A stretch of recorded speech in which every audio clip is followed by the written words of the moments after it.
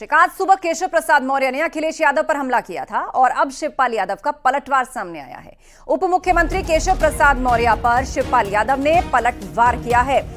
केशव प्रसाद मौर्य बड़बोले नेता हैं। शिवपाल यादव ने यह बात कही। उनसे उनका विभाग नहीं संभल रहा, मुख्यमंत्री ने उन्हें झुनझुना पकड़ा दिया है, ये कहा शिवपाल यादव। दरअसल केशव प्रसाद मौर्य ने अखिलेश यादव पर निशाना साधा था। इशारों में उन्होंने चाचा भतीजा को लेकर कमेंट किया था, जिस पर शिवपाल यादव ने पलटवार किया है और कहा है कि उनसे उनका विभाग नहीं संभल रहा, मुख्यमंत्री ने उन्हें झुनझुना पकड़ा दिया है। केशव प्रसाद मौर्य बड़बोले नेता हैं।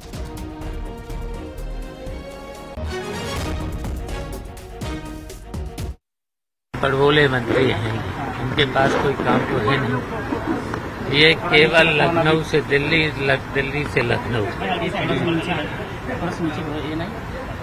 और अपना विभाग में कुछ चला तो पा नहीं रहा। और मुख्यमंत्री ने खुद ही उनको झुंझुना पकड़ा दिया है, कोई काम के तो नहीं। माता प्रसाद पांडे के नाम पर नेता प्रतिपक्ष की मुहर लगने के बाद डिप्टी सीएम केशव प्रसाद मौर्य ने क्या कुछ कहा था, कैसे अखिलेश यादव पर निशाना साधते हुए शिवपाल के इस पद का सपना देखने की बात कही थी, वो आपको बताते हैं।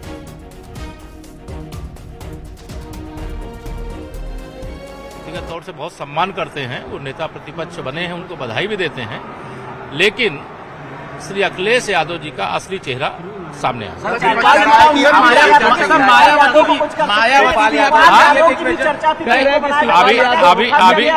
अभी जो फीडबैक आ रहे हैं उसमें जो तथाकथित पीडीए के नाम पर गुमराह करके लोकसभा चुनाव में वोट लिए हैं, उस वर्ग से आने वाले नेता बहुत मायूस हैं। बड़े सपने संजोए हुए थे, चाचा भी सपने संजोए हुए थे, और जो वरिष्ठ नेता थे ओबीसी एससी वर्ग के, वह भी बहुत इच्छा मन में लेकर के बैठे हुए थे, लेकिन अखिलेश यादव जी ने पीठ में छुरा भोंक दिया। उधर केशव प्रसाद मौर्य के पोस्ट के बाद अब नेता प्रतिपक्ष माता प्रसाद पांडे ने भी पलटवार किया। उन्होंने ट्वीट करके लिखा, आप घबराइए नहीं, हम पीडीए की लड़ाई लड़ते रहेंगे, सबको हक मिलेगा, बाकी मानसून ऑफर अब भी है।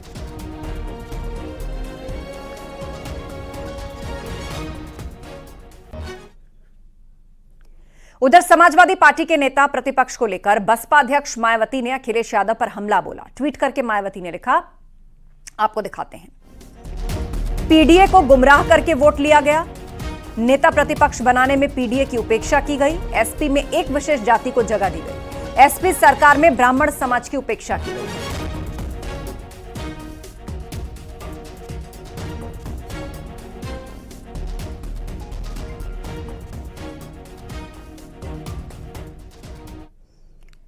उधर विधानसभा में एसपी के चीफ व्हिप कमाल अख्तर ने डिप्टी सीएम केशव प्रसाद मौर्य पर निशाना साधा था।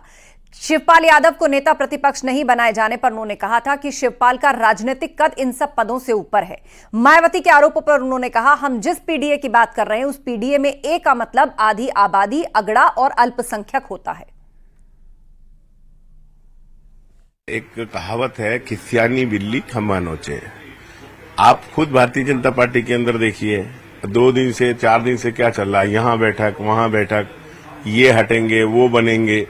तो जहां तक शिवपाल जी का सवाल है, शिवपाल जी का कद इन सारी चीजों से बहुत ऊपर है। उन्हें अपने बारे में सोचना चाहिए कि उनकी स्थिति सरकार के अंदर क्या है।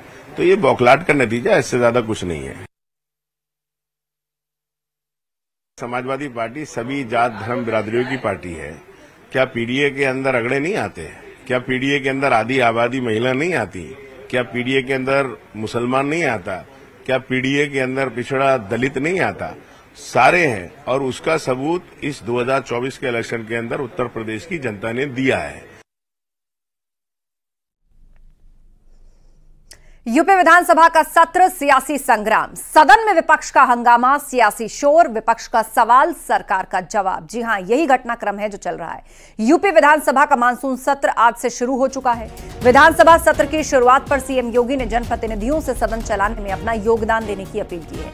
हालांकि सत्र के पहले दिन सदन में विपक्ष ने कई मुद्दों को लेकर हंगामा किया है।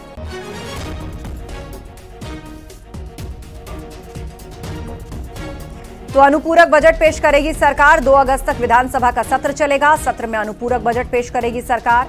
पटल पर रखे जाएंगे कई अध्यादेश। लेकिन आज सत्र का पहला दिन और विपक्ष ने जबरदस्त हंगामा किया है। हाथों में पोस्टर तख्तियां लेकर पहुंचे विपक्षी विधायक और उन्होंने हंगामा किया। कई मुद्दों को लेकर उन्होंने शोर शराबा किया। और सदन की कार्रवाई के दौरान एसपी विधायक रागिनी सोनकर ने विधानसभा में पेश की स्वास्थ्य सेवाओं की कई बातें। रागिनी सोनकर ने कई मुद्दे उठाए। डिप्टी सीएम ब्रजेश पाठक ने जवाब देते हुए कहा कि सरकार बेहतर स्वास्थ्य सेवाएं दे रही है। दो प्रश्न हैं और उसके उत्तर गोल गोल ना घुमा करके सीधी तरीके से बस बता दीजिए कि आज उत्तर प्रदेश कैंसर जैसी बीमारी में देश में टॉप कर रहा है। ये प्रदेश आज इस समय वर्तमान में 2024 में हमारे पास कैंसर के 16 लाख मरीज हैं और हर वर्ष 2 लाख मरीज आपके बढ़ते चले जा रहे हैं।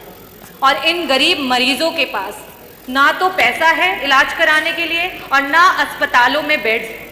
इन परिस्थितियों में अगर वो मरीज किसी प्राइवेट अस्पताल में जाता है, बड़ा बड़ा एस्टिमेट मिलता है।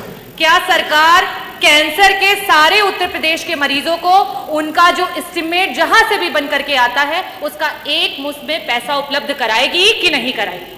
मेरा दूसरा सवाल है मंत्री जी कि आज जब आपने जवाब नहीं दिया कि आपके पास सुपर स्पेशलिटी के डॉक्टर्स कितने बढ़ गए हैं। पूरे भारत वर्ष में उत्तर प्रदेश नंबर 1 पर है आयुष्मान भारत कार्ड बनाने में। और हमने सरकारी अस्पतालों के साथ साथ प्राइवेट अस्पतालों को भी उसमें चिन्हित किया है, लिस्टेड किया है।